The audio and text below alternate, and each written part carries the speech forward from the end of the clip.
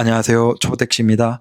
이번 영상 주제, 우리 개인 택시 기사님들 중에서 여건이 괜찮으신 분들은 매출에 대한 욕심을 좀 내려놓는 게 어떨까라는 주제로 얘기를 해봅니다.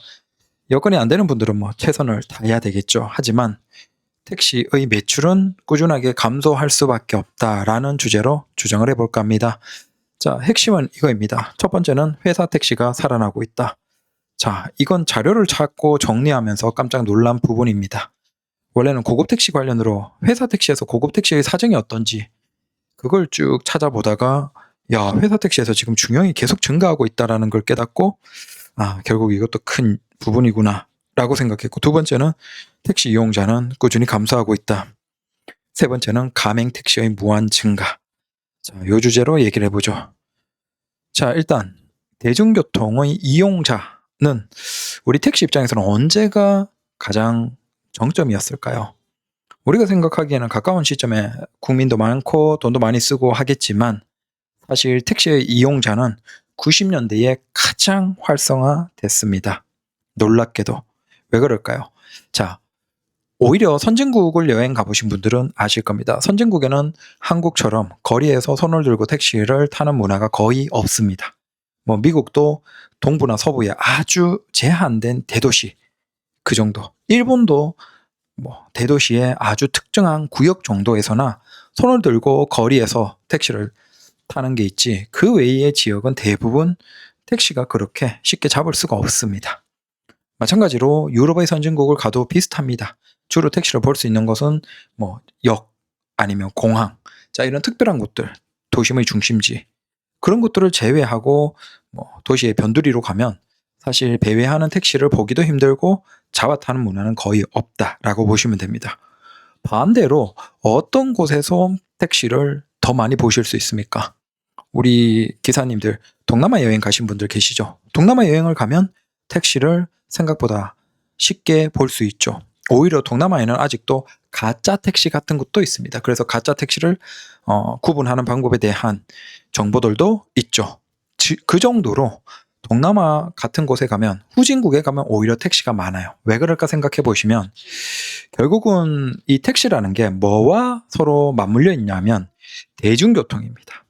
근데 대중교통 중에서 버스 같은 경우에는 그래도 공급량을 늘리기가 쉽지만 지하철 같은 경우에는 어느 정도의 중진국으로 올라와야지, 어느 정도 돈이 있고 웬만큼 돼야지 공급을 할 수 있어요. 국민들이 원하는 만큼.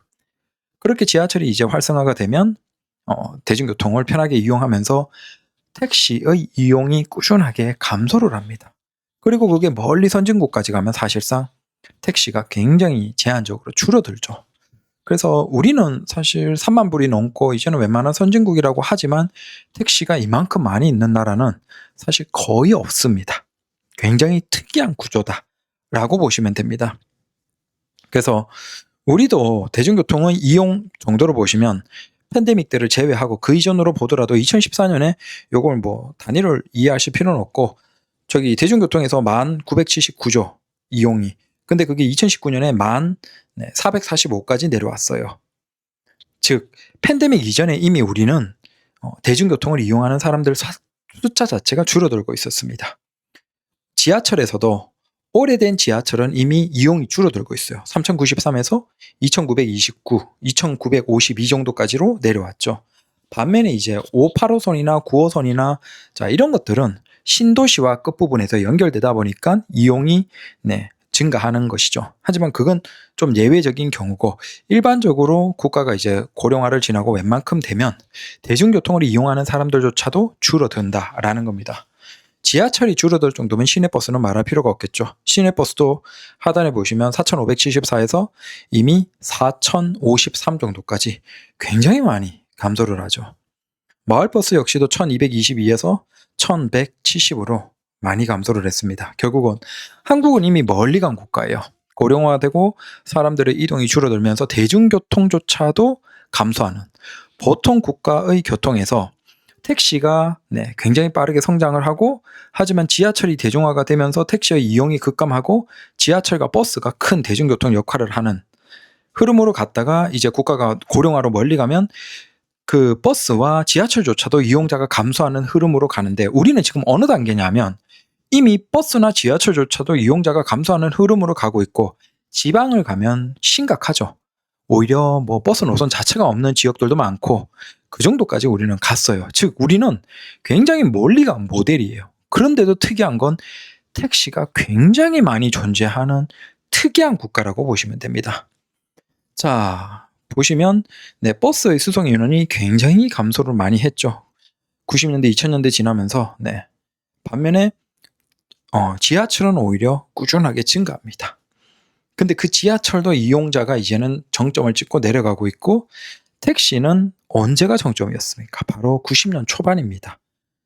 그래서 택시가 압도적으로 많이 이용하는 때가 92년, 91년 이 정도입니다.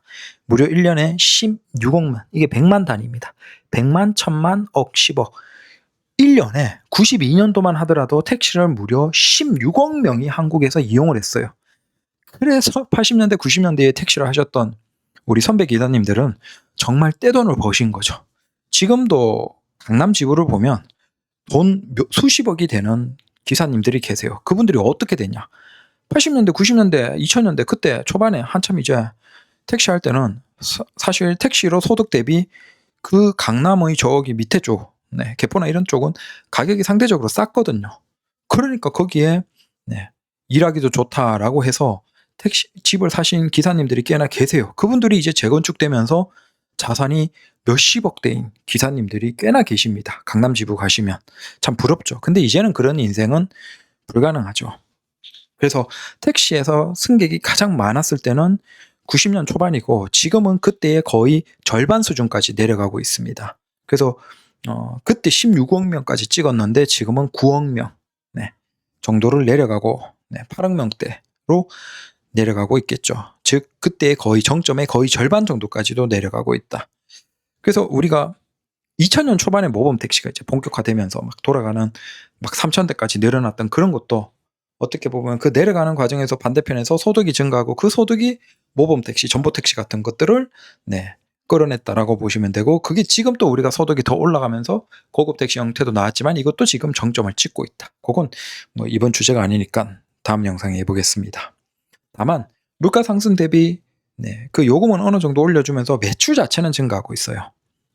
아주 완만하게 매출은 증가하고 있지만 중요한 건 이용자는 감소하고 있다. 그래서 기본적으로 우리는 대중교통의 이용자 자체가 감소하고 있어요. 즉 택시의 이용자 자체가 감소한다.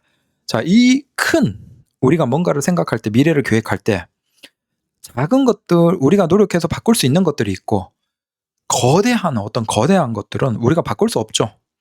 근데 대중교통을 이용하는 사람 자체가 꾸준하게 줄어들고 있는 건 우리가 거부할 수 없는, 거스를 수 없는 대세다라고 보시면 됩니다. 자, 이게 한 가지가 있고 그 다음 이거는 찾아보면서 저도 좀 놀란 부분입니다. 서울에 중형 택시와 고급 택시가 어느 정도인지를 그걸 변화를 얘기 드리면서 고급 택시 하지 마십시오. 회사 택시들이 왜 고급 택시를 안 하겠습니까? 라는 그 주제로 얘기를 하려고 찾았던 건데 이건 뭐 나중에 영상에서 그렇게 주장을 할 겁니다. 근데 놀란 게 있습니다. 보십시오. 지금 서울에서 좀 무서운 건 회사 택시가 살아나고 있습니다. 23년 2월에 서울의 중형 택시가 몇 대일까요? 아마 이건 다른 지역도 비슷한 흐름일 겁니다. 지금 가까운 시점에 중형 택시가 굉장히 활발하게 살아나고 있다.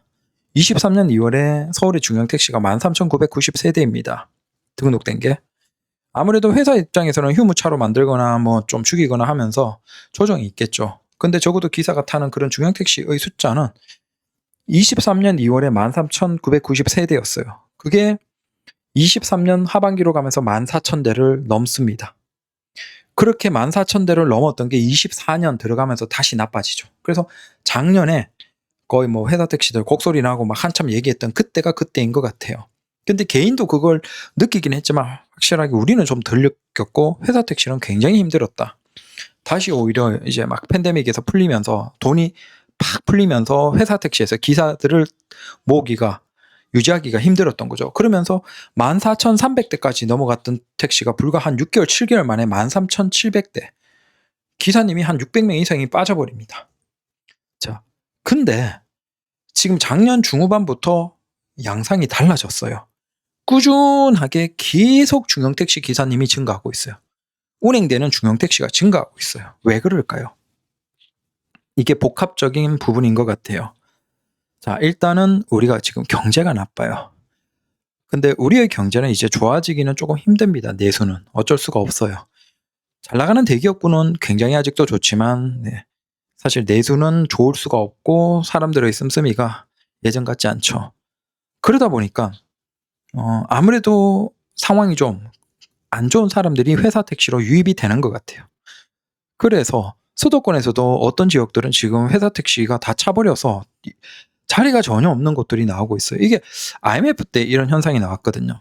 회사 택시가 다 차버려서 대기하다가 차를 타는, 몇 달을 기다리다가 차를 타는 그런 현상들이 IMF 때 있었다라고 그냥 선배님한테 얘기를 들었는데, 지금 수도권의 특정 지역에 이런 현상이 조금씩 나오고 있어요. 그래서 회사 택시가 좀 적은 지역에서는 이미 회사 택시가 다 차서 회사 택시 일자리 자체가 없는 거예요. 그런 지역이 지금 경기도 쪽에 조금씩 나오고 있습니다. 그래서 확실하게 경제가 나쁘긴 나쁘다. 일자리가 없다 보니까 택시를 하시는 것이죠.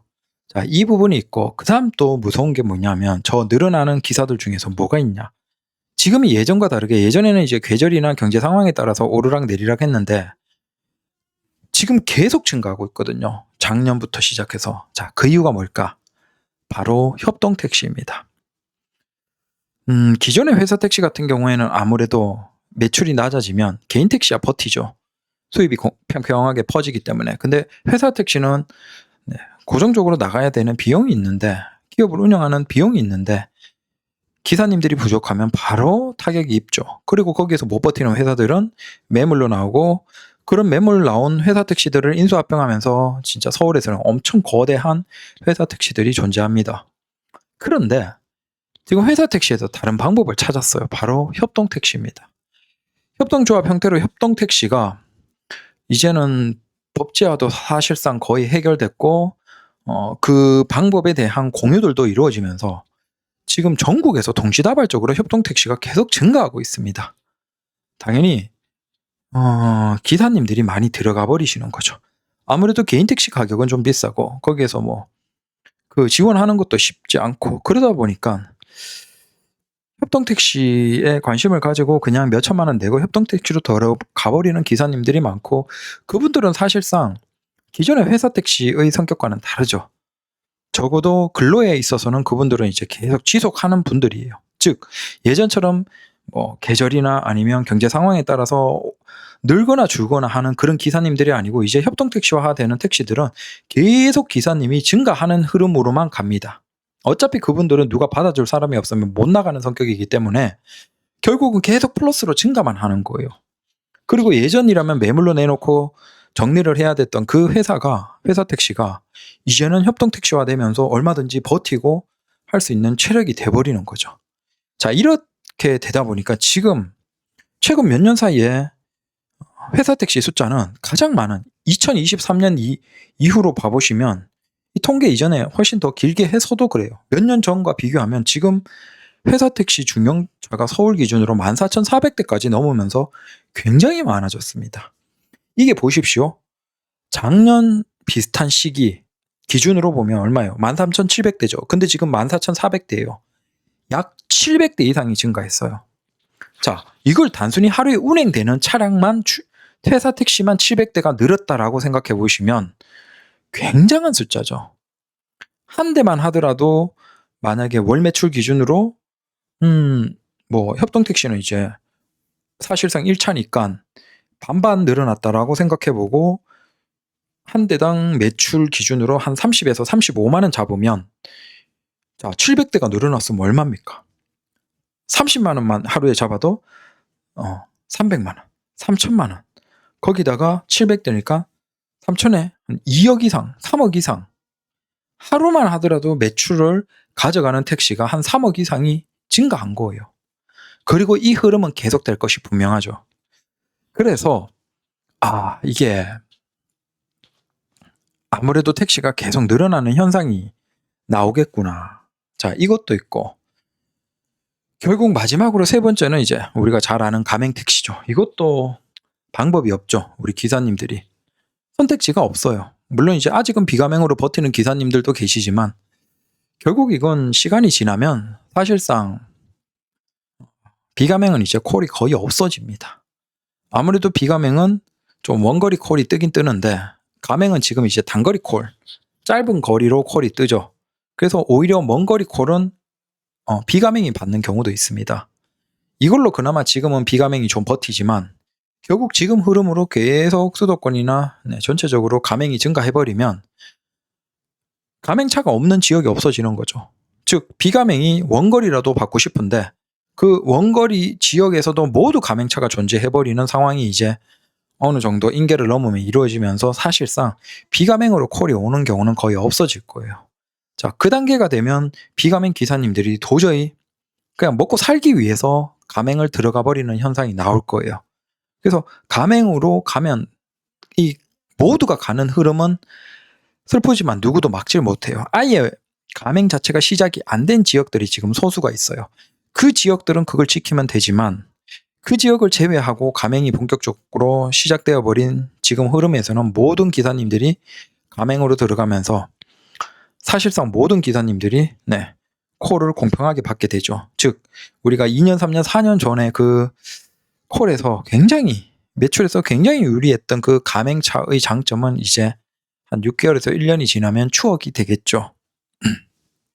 결국은 지금 보시면 이 큰 세 가지의 이유로 인해서 사실 택시 기사님의 매출이 증가하는 것은 사실상 불가능해요. 다만 평평하게 수입은 고르게 되면서 전체적으로 수입은 좀 내려갈 거예요.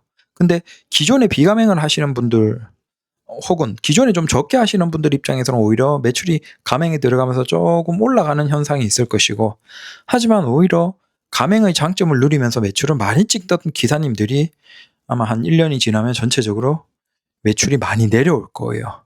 그래서 지금 우리가 막 30만 원 이상을 당연하게 생각하는 기사님들 계시죠, 서울에서.